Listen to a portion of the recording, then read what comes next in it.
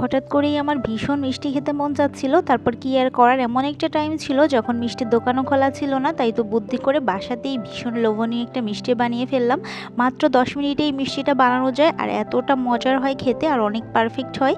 ভাবলাম যে আপনাদের সঙ্গে ওটা শেয়ার করে ফেলি। প্রথমে মিষ্টি বানানোর জন্য আমার লাগবে গুঁড়া দুধ। এখানে আমি গুঁড়া দুধ নিয়েছি, আমি সেভাবে মেপে নিইনি, নিজের ইচ্ছা মতো নিয়েছি। 1 কাপ মতো হবে এরকম। এখন গুঁড়া দুধের সাথে আমি একটু ঘি মিক্স করে দিব, আর ঘি না থাকলে এখানে একটু সয়াবিন তেল দিলেও হবে। ঘিয়ের সাথে এখন ভালো করে এটাকে একটু মিক্স করে নিতে হবে। এখানে একটু সামান্য আমি বেকিং পাউডার দিয়ে দিলাম।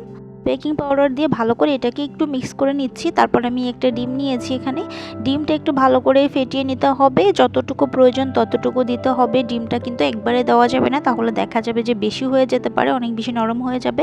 এজন্য ডিমটা একটু ফাটিয়ে আমি যতটুকু লাগবে ততটুকু দিয়ে ভালো করে এটাকে মেখে নিব। আটার মতো একটা ডো করে নিব, কিন্তু এটাকে বেশি একটা শক্ত করা যাবে না, একটু নরম রাখতে হবে। আর যেন কোনো লাঞ্চ না থাকে সেদিকে খেয়াল রাখতে হবে। আর এটা বানানো এতটা ইজি যে কোনো মানুষ একটা বানিয়ে ফেলতে পারবে, ছোট একটা বাচ্চাও মিষ্টিটা বানাতে পারবে। আর খুবই অল্প সময় লাগে আর খেতে অনেক বেশি মজার হয় আর এত বেশি পারফেক্ট হয় যে মানে কি বলবো, দোকানের থেকেও এত বেশি মজা হয় যে আপনারা যে কেউ এটা বানিয়ে নিতে পারবেন। এখন থেকে দোকান থেকে আর মিষ্টি কিনতেই হবে না যদি এটা বানানো একবার শিখে যান।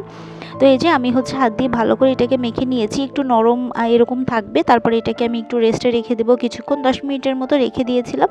তারপরে এটা আর একটু শক্ত হয়ে যায়, যখন এটাকে আমি হাতের সাহায্যে সুন্দর করে শেপ করব তখন কিন্তু এটা মোটামুটি একটু শক্ত হবে।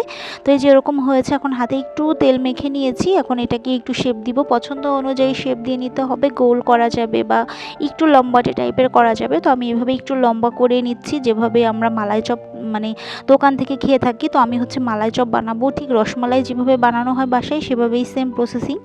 এই মালাই চপটা কিন্তু আমি ফার্স্ট টাইম বাসায় বানিয়েছি। আমি এর আগে রসমালাই বানিয়েছিলাম, কিন্তু অনেক বেশি পারফেক্ট ছিল, বাট প্রথমবারে এটা এতটা পারফেক্ট হয়েছে কি বলবো। আর খেতেও অনেক বেশি মজার হয়েছিল। তো এভাবে লম্বাটে করে একটু বড় সাইজের করে নিব, যেহেতু এটা মালাই চপ একটু বড় থাকবে। এখানে আমার বেশ কয়েকটার মতো হয়েছিল, 7টার মতো হয়েছিল। এটা কিন্তু প্রায় 1 কেজি হবে এরকম। আমি কিন্তু বেশ বড় সাইজের করেছি এটা। এখানে আমি আগে থেকে দুধ জাল করে রেখেছিলাম, এটা একদম ঘন করে রেখেছি। আমি 1 লিটার দুধ এখানে জাল করে রেখেছিলাম। তারপরে আমি এখানে আরও 1 লিটার দুধ অ্যাড করেছি, যেন এটাকে একটু ভালো করে যখন মিষ্টিগুলো দিব তখন খুব সুন্দর করে জাল করা যায়। আগে থেকে ঘন করে নিলে কিন্তু এটা অনেক বেশি সুন্দর হবে, খেতে বেশি মজার হবে। যেহেতু আমি মালাই চপ তৈরি করব, দুধটা অনেক বেশি ঘন রাখতে হবে। তো এটার মধ্যে একটু চিনি আর একটু একটা এলাচ দিয়ে দিলাম। আর এখন একটু এটাকে ভালো করে আমি নেড়েচেড়ে নিব। যখন একটু দুধটা একটু ফুটে উঠবে তখন মিষ্টিগুলো দিয়ে দিতে হবে। আমি কিন্তু মিষ্টিটা অলরেডি দিয়ে দিয়েছি, ফোনে চার্জ ছিল না, এই ভিডিওটা আমি নিতে পারিনি। যখনই এটা চুলা দুধটা একটু ফুটে উপরের দিকে উঠে যাবে ঠিক তখনই দিয়ে দিতে হবে। এখন কিন্তু এই টাইমটা অনেক বেশি ইম্পর্টেন্ট। এখানে আমি ঘড়ি ধরে একদম 5 মিনিট এটাকে জাল করে নিব, একদম ঢাকনা দিয়ে ঢেকে। 5 মিনিটের বেশি কিন্তু এটাকে জাল করা যাবে না। যখন দুধটা উপরের দিকে উঠে আসবে তখন ঢাকনাটা আবার তুলে দিতে হবে, আবার ঢেকে দিতে হবে। এভাবে করে 5 মিনিট টানা এটাকে জাল করতে হবে। আর মিষ্টিগুলো ফুলে একদম বড় বড় হয়ে গিয়েছে, একদম বালিশের মতো ফুলে গিয়েছে, দেখতে এতটা বেশি লোভনীয় লাগছে। তো 5 মিনিট আমি জাল করে নেওয়ার পর এটাকে আর কিছুক্ষণ ঘন করার জন্য রেখেছিলাম। তারপরে এই যে ঘন হয়ে গেলে তখন নামিয়ে নিয়ে এলাম। আর দেখতে এত বেশি লোভনীয় হয়েছে, খেতেও অনেক বেশি মজার ছিল আর একদমই পারফেক্ট ছিল। বোঝাই যায়নি যে এটা দোকান থেকে নিয়ে আসা না, এটা বাসায় বানানো।